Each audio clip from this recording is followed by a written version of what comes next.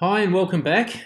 In the last lesson, we looked right through our Jump Club folder, which was the folder created by Express when we first created our app using the terminal.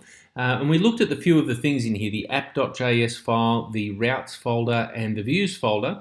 And we looked at how those things help our app to do some stuff and show the user some stuff. The routes does the stuff and the views folder shows them the stuff.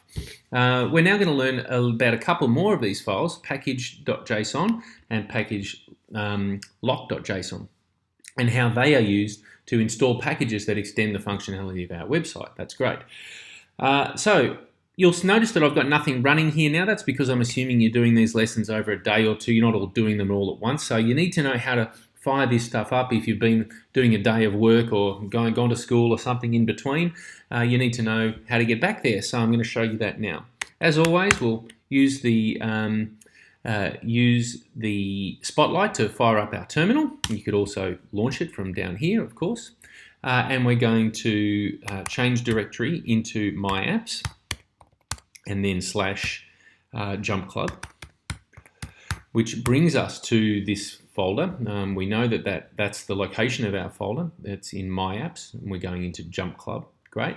And we're going to do that, navigate there in the terminal. We confirm that Jump Club is the current directory, and that's it. Now, normally what we do is we'd fire up a web server there, and we'd then be able to hit it in the browser at whatever port was nominated. At the local host. Well, we're not going to do that now because what we're going to do is install another web server or install another way of operating a web server. Firstly, I need to talk about NPM. Now, I'm going to Google NPM. Remember, Node Package Manager was something we installed earlier. We used NPM to install Express, which we then used to install our website. But NPM, the Node Package Manager, if you Google that, it's a much bigger thing than just Express. There's a website here. It's the first one in the list. Let's look at it. NPM, Node Package Manager, encourages you to build amazing things. It's just, but what it is a whole lot of packages that perform functionality for a Node.js website. So you can look through here to extend your website without having to write all of the code yourself. You might want something that makes your website more secure or allows it to scrape websites or upload images or do something that you're interested in doing with your app. You can look here for functionality that other people have written that will allow you to do that without having to write all of the code yourself. So let's say you wanted to do that. Let's say we wanted to upload images. You can search here for something that's going to help you upload images. And you can then look at the things returned to see if any of these, there's something that allows you, it looks like it'll upload images, so you could click on this one. You can read about what it does. You can see how many people are using it. There's 10,000 people a week using this, so it seems pretty popular. It tells you how to install it, how to use it inside the app, of course, of what it does and all of the functions available to it. And it tells you what it does. It tells you what it does up the top here. It validates and uploads images for React.js. So if that's something you're interested in doing, you'll know how to install it and play around with it. So you can do lots of stuff here. I'm going to use it to, I'm not going to use this website at all anymore. I just wanted you to know about it so you can look at it and get used to looking for extra functions via the NPM website. I'm going to show you how those packages end up being used within your app. So I'm going to take a Jump Club folder and drop it on VS Code. We've done that a few times now.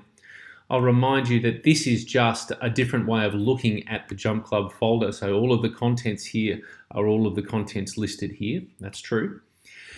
And I want to open these bottom three, the app.js file, the package.js file, and double-clicking them each, the package lock.json.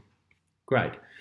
Well, we've already had a look at the app.js file, and I told you that at the very top here, we nominate some functionality written by other people, and we tell the app.js file that we've installed it.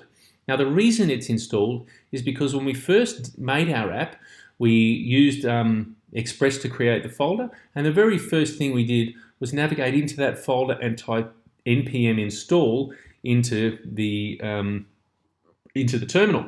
Now, what happened when we did that was npm install went to the package.json file, and it looked here in the dependencies area, and it said, what functionality are you trying to use from other people? Cookie parser, debug, express, etc. Morgan. These other things are things that then went and installed in our app so that we could use that functionality. You'll see that stuff is nominated here, or it's named here, or some of it's named here. So we've installed it here, and then we've told through the package.json file, and then hitting npm.install. And we then said to the app.js file, we're going to use it here, and we're going to call it this. All right. You'll also remember at the end of our last lesson, I had a problem. I wanted to update the route, and I wanted the index file to say, let's call this app Jump Club rather than Express. And I needed to restart my server because of that, so that I could see that in the browser. Well, I'm going to install something called Nodemon, which I know is a package that will restart the server anytime it detects changes are made to one of the route files or the app.js file, etc. So we don't have to go about doing that. What it also allows me to do is show you how things get installed using npm.install. Great. So I'm going to add a dependency here. I'm going to take this code that I've just copied from here. You can type this. It's not very hard. And I'm going to add it right here at the top. Nodemon and the version number and then a comma. And I'm going to save that. So you'll remember that when we wrote, again, I'll say that when we first installed our app, we just went to into the folder and we said npm space install. Well, I'm going to do that again here now. I'm just going to write npm install. And again, it's going to go through this list, and rather than install everything, it's going to install stuff that it knows isn't currently or already installed. Right. So before I do that, I want to have a look at the package.json file. Now, you'll see that this is really long, and it's also got some of the stuff that that's nominated or the named in there is named in here too. So Express is in here. There's one. We'll see other stuff that's named in the package.json file. Pug's another.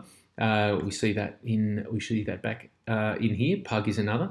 So as npm install looks through this list, it goes and installs further packages and other dependencies that are relied upon by those things in here. Currently, this file runs to 872 lines long. Okay, so let's just close that one.